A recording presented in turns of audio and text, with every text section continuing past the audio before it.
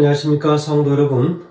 오늘은 월요일, 말씀의 제목은 구약이 말하는 죽음이라는 제목으로 함께 말씀의 은혜를 나누겠습니다. 말씀 나누기 전에 기도하겠습니다. 하늘에 계신 아버지 하나님, 오늘 특별히 이 땅에서의 많은 비밀들을 우리가 다 알 수는 없지만, 그러나 사람이 가장 알고 싶어하는 죽음에 관한 것을 성경에서는 무엇이라 말하는지 분명히 알게 하셔서 사람의 풍습이나 구습에 의하여 그저 믿어왔던 대로 믿는 것이 아니라 하나님의 말씀대로 믿음으로 세상의 여러 유혹들로부터 분별할 수 있는 능력을 허락하여 주시옵소서. 예수님의 이름으로 간절히 기도합니다. 아멘. 우리는 지금 살아가는 이 세상에 강신술의 실체가 무엇인지를 다 알고 싶어 합니다. 그리고 그 확인하고 있는 그 과정에서 하나님께서는 신접하는 일과 주술에 대하여 얼마나 엄격하게 심판하시는지 이해하게 되었고, 그것이 얼마나 거짓되고 영혼을 파탄에 이르게 하는지를 알게 되었습니다. 오늘 이제 월요일, 구약이 말하는 죽음은 과연 무엇인지를 함께 말씀을 통하여 깨닫게 되기를 간절히 소원합니다. 자, 그렇다면 강신술은 무엇 때문에 이렇게 많은 사람들에게 관심과 유혹이 크게 느껴지고 실제로 그것에 미혹되는가 하는 것입니다. 그것이 바로 죽음 때문이라고 하는 것이지요. 왜 그렇습니까? 사람은 죽음을 두려워하기 때문입니다. 혼자 가야 하는 길이지요. 최초의 부모였던 아담과 하와는 하나님의 명령을 어기고 선악과를 따먹은 결과로 창세기 3장 19절에서 말하는 것처럼 너는 흙이니 흙으로 돌아갈 것이다 라고 하는 분명한 하나님의 선언을 들었습니다. 다시 말하면 생명의 단절에 대한 선언이었지요. 절망일 수밖에 없었습니다.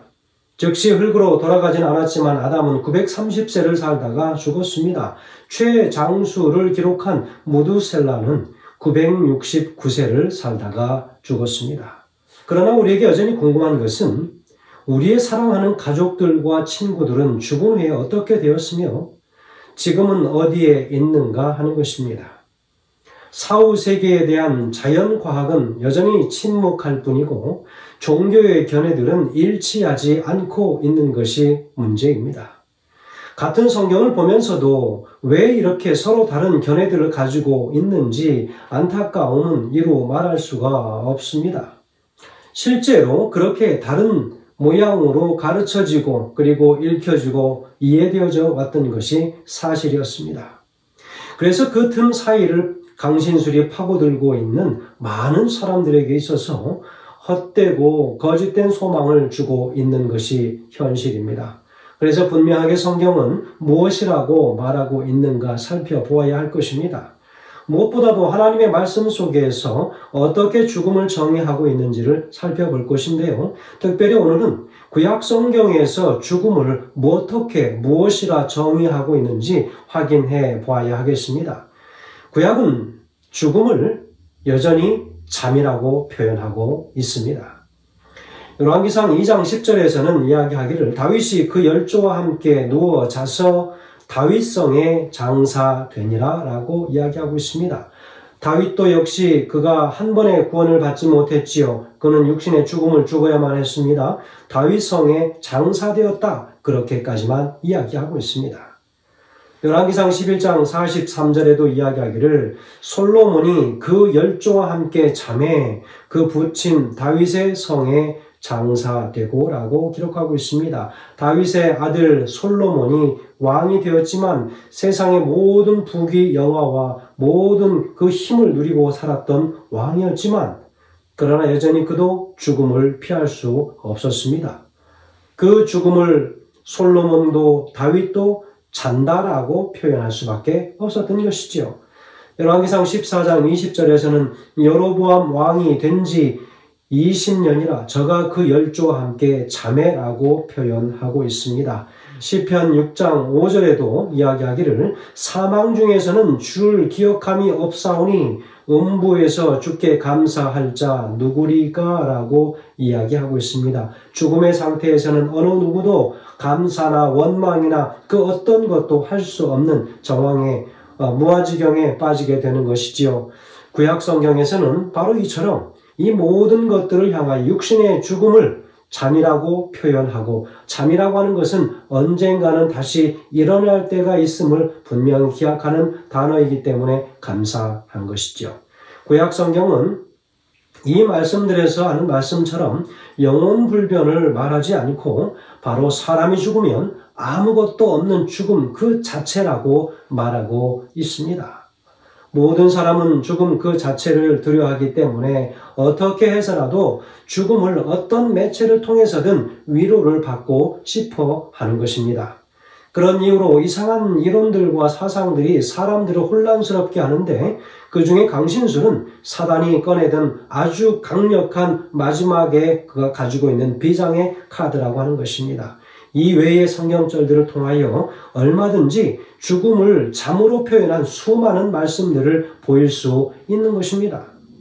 아스르 군대가 패배하여 멸망하였을 때 병사들이 죽음을 당했습니다. 그 상황을 시편 76편 6절에서는 표현하기를 다 깊이 잠들었다라고 그렇게 표현하고 있습니다. 죽은 자에 대해 육체 없는 영혼이 산 자와 소통하기 위해서 주의를 맴돈다는 생각은 성경에 전혀 근거한 개념이 아니라고 하는 사실입니다. 순전히 페이거니즘, 이교에서 비롯된 것임을 우리는 기억해야 할 것입니다. 사탄은 사람들이 무엇을 제일 두려워하는지를 알고 있기 때문에 사람이 죽음에 대해 진실을 이해하지 못하도록 사탄의 속임수에 계속해서 빠져들도록 그렇게 조장하고 있다고 하는 것입니다. 대쟁투 560페이지는 이렇게 기록합니다. 많은 사람들이 사랑하는 친척이나 친구들의 모양으로 나타나서 가장 위험한 이설을 주장하는 악마의 영들과 마주치게 될 것이다. 이 영들은 우리의 가장 부드러운 동정심에 호소하며 그들의 주장을 지지하기 위하여 이적들을 행할 것이다. 우리는 죽은 자는 아무것도 모르므로 이렇게 나타나는 것은 악마의 영이라는 성경의 진리를 가지고 그들을 대항할 준비를 갖추어야 한다라고 이야기하고 있습니다. 여러분, 강신술은 이 시대의 사람들의 감정에 호소하고 그들이 슬픔과 기쁨 이런 것들을 표현할 때 정말 그것들을 다 표현해서 바로 이 강신술을 이해하도록 그렇게 감정에 호소하고 있다는 것이지요. 그러나 우리 신앙은 바로 감정에 호소하여 될 일이 아니라고 하는 것입니다. 여러분 무엇입니까? 우리 신앙은 온전히 말씀에 기초한 신앙이어야 한다라고 하는 것을 다시 한번 생각해 보게 되는 것입니다. 성경에서는 죽은 자의 상태를 땅의 티끌 가운데에서 자는 자 중에 많이 깨어 영생을 얻을 자도 있겠고 수욕을 받아서 무궁히 부끄러움을 입을 자도 있겠으며 라고 다니엘서 12장 2절에서는 기록하고 있지 않습니까? 다니엘은 죽었던 사람들은 자는 자라고 표현했습니다.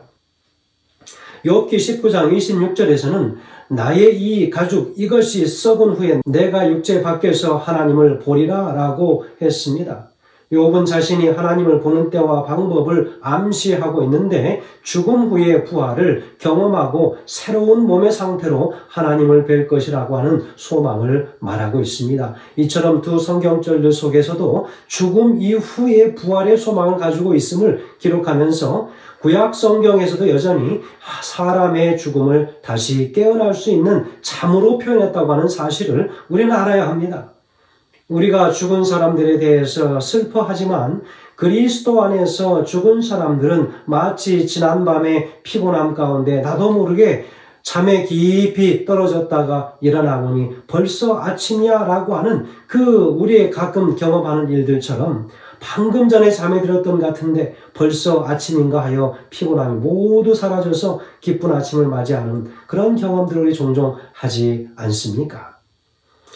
우리 예수님의 재림의 날이 그러할 것입니다. 무덤문을 열어 젖히고 나오는 모든 피곤했던 육신의 잠에서 완전히 회복된 몸으로 다시 일어나서 예수님의 재림을 맞이하게 될 것입니다. 가려뽑은 기별 302페이지에서 303페이지에는 그렇게 기록하고 있습니다. 그리스도께서 죽음을 마치 잠잠하고 어두움 가운데에서 잠자고 있는 것으로 여기셨다. 또한 주님께서는 죽음이 마치 짧은 순간처럼 말씀하셨다. 믿는 자에게 있어서 죽음은 잠자는 것이다 라고 그렇게 표현하고 있습니다. 성도 여러분, 우리 예수님께서 분명히 다시 부활의 소망이 있음을 이야기하셨고, 그리고 당신이 직접 죽으시고 부활하셨던 그 모든 그 예들을 우리에게 몸소 보여주셨기 때문에 예수님의 부활이 없으면 우리의 부활도 없다라고 분명히 성경에 기록하고 있지 않습니까? 우리는 매일 죽음에서 부활하는 연습을 하고 있습니다. 지난밤에 들었던 깊은 잠은 무의식의 깊은 죽음과 같은 것이었습니다.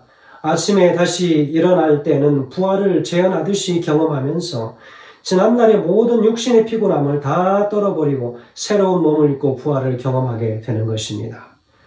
이렇게 죽음과 부활을 매일 반복하여 연습함으로 우리 주님 다시 오시는 날 우리 모두는 아무런 두려움 없이 부활의 그 아침에 모두 뵐 수 있게 될 것입니다. 우리 주님께서는 우리에게 이런 삶의 사이클을 반복적으로 훈련케 하시면서 이 땅에서 다시금 그 죽음에 관하여는 염려하지 않고 살도록 저희에게 허락하신 이 섭리에 참으로 감사를 드립니다. 하나님께서 우리에게 그 섭리에 따라 순종하고 하나님께서 왜 우리의 삶에 이런 밤과 낮을 허락하심으로 우리의 죽음과 다시 부활의 경험을 매 순간 하게 했는지 그 깊은 뜻을 다시 한번 감사하게 됩니다. 성도 여러분, 모쪼록 우리가 죽음에 관한 두려움을 우리가 더 많이 갖지 않게 하심으로 소망의 기쁨이 더 우리 안에 더 충만하게 넘치시게 되기를 간절히 소원합니다. 여러분, 죽음에 관하여 두려워하던 많은 사람들도 그 죽음을 의연하게 맞이하고 그렇게 하였습니다. 그러나 분명한 것은 우리 주님 다시 오실 때 그들의 믿음의 중심을 보시고 그들을 다시 불러내실 것이라고 하는 사실을 다시 한번 확신하면서 우리 모두가 다 다시 한번 우리 주님 다시 오시는 그 재림에 우리의 소망이 멈춰 있게 되시길 간절히 소망하면서 말씀드리겠습니다. 감사합니다. 기도하겠습니다. 하늘에 계신 아버지 하나님, 오늘 우리의 심령 속에 죽음에 관한 두려움을 더 이상 갖지 않게 하시고 특별히 구약 성경 모두를 통틀어서 죽음을 잠이라고 표현한 것은 주님 다시 깰 때가 분명히 있을 것임을 보여주신 말씀이라고 생각됩니다. 바로 그 한 예시로 예수님께서 그렇게 우리에게 모본을 보이셨사오니 우리 주님 조금도 의심치 않고 우리의 믿음이 거기에서 멈춰서지 말고 더 한 발짝 앞으로 진일보하여 더 우리 주님께 가까이 나아가는 그리스도의 사람들이 되게 하시기를 예수님의 귀하신 이름으로 간절히 기도합니다. 아멘.